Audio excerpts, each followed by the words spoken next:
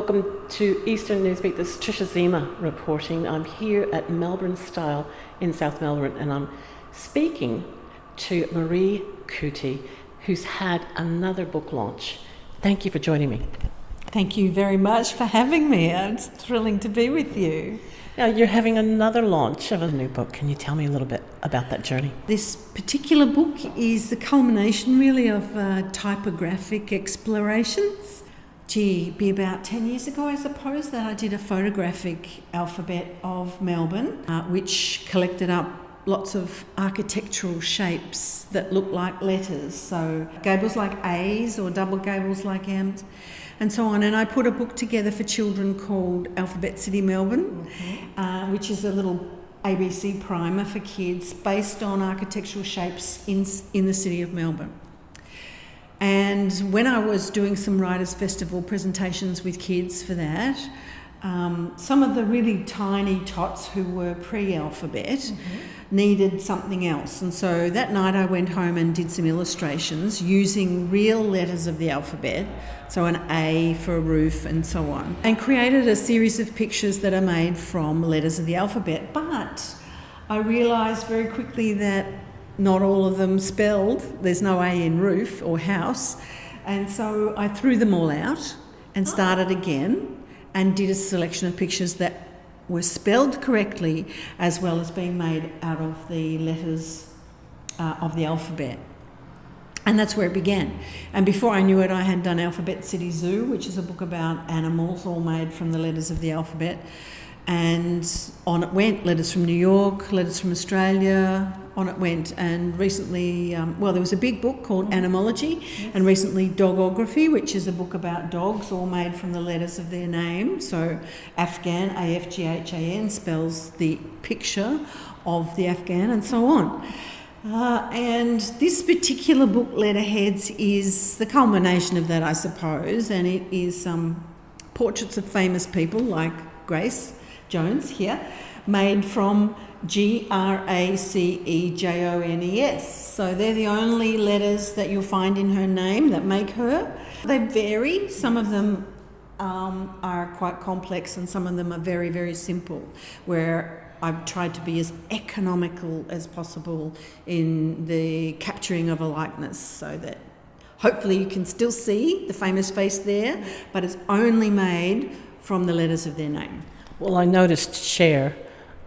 Well, Cher's only got 4 letters in her name, so I needed to repeat the C to make the long hair on both sides of her face. But yeah, and it's interesting, sometimes really few letters in a name is just so daunting.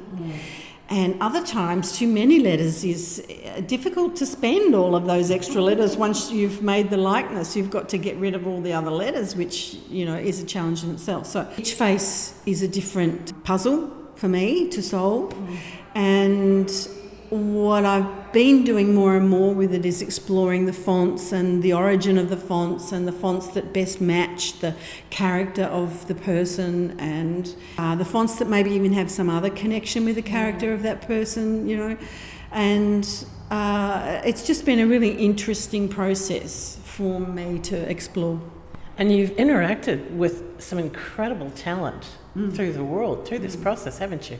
Yep, I did write to Grace Jones' management, to Yoko Ono's management, John Lennon, of course, same address, and various others, David Bowie and so on, just to make sure they're okay with me messing about with these faces. You can, of course, do a portrait of anyone without really a problem, unless you're going to turn it into a mass-produced item or something.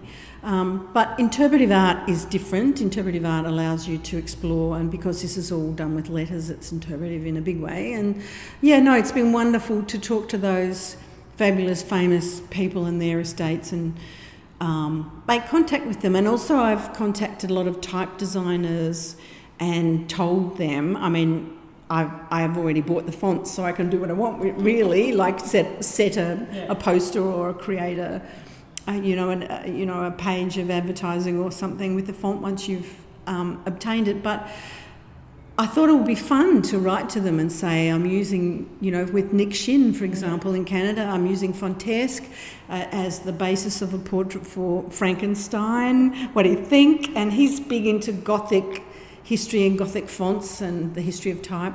So he loved that. Barbara Klunder, who designed Klunder Script, which is the font I use most in the David Bowie image. She loved that as well, because that's based on her own handwriting.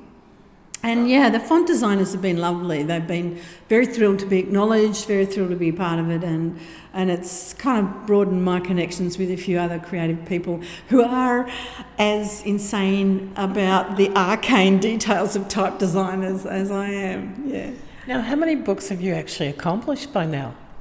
Oh, lots, over 20, 22 or 4 or something, 6 maybe, I don't know. But they're all in different genres. So this is art and design. I do books in art and design, but I also do books for children, and I write on Melbourne's history because I'm a bit of a Melbourne nut, and here we are in the middle of COVID going through this awful dissociation with our lovely Melbourne, and it's, we're a bit dislocated, but I have written quite a lot of Melbourne history, and I'm working on another one right now. So even though there's lots of books, they're in different streams, and that sort of one gives me a break from the other stream, if you like. It's fun working on a kid's book, for example, and kind of a mind break. Yeah, and there's not the background research as you'd imagine there would be for a design book on type or a history book. And one of your books has received a gold. Yes, a couple actually. Yeah, which one? So there's a history book on art, The Art of Being Melbourne, that won the Royal Historical Society Gold Prize for Best Book, 2012 or 13, and also won a gold in New York's Independent Publisher Awards, that book, and I won for one of my children's books, the non-fiction prize in Bologna, of which I'm very proud, and a silver in New York for Letters from New York. Yeah, a silver moonbeam. And I just did a book on, this is a different stream again, I just did a book for children on Azaria Chamberlain, and that one won the bronze Children's Book Council of Australia prize. Yeah. Yeah. So where's the inspiration start? Because it's very different genres through the ages. It seems to blend photography with writing, with design. What triggers that next creative juice? That's a really good question. The idea will tell me what it wants to be. So, for example, if I had an idea of the Melbourne Cup that should be a Melbourne cup and saucer, so obviously that had to be a cup and saucer. Okay. It just tells me what it wants to be. And the Melbourne women's scarf, that wanted to be a scarf. It just wanted to be worn by women with all the names of the Melbourne women on there. So the idea will kind of drive me towards the execution, really. Sometimes photography is just the perfect way to express something. Sometimes something seems to demand more rigorous investigation, so it becomes a deeper history. If the idea has not been properly explored, if I think, oh, nobody's done this, this is a story that needs to be told, then I'll go and dig out and research and spend months, maybe years, uncovering what it is that's turned me on. And trying to put that story together to sort of make it become real for others. But they're all different. Some are shallow, some are deep, some are broad, some are narrow. I don't know. I just go with whatever inspires me, what I think it is that I want to know. Hopefully other people want to know. Thank you so much for your time. It's been absolutely fabulous. It's been fantastic to talk to you again, Tricia. Thank you for your interest in the arts, as usual. Thank you. This is Tricia Ziemer. We've got two lovely ladies who have worked with Maree over the years. I'll be interviewing them next.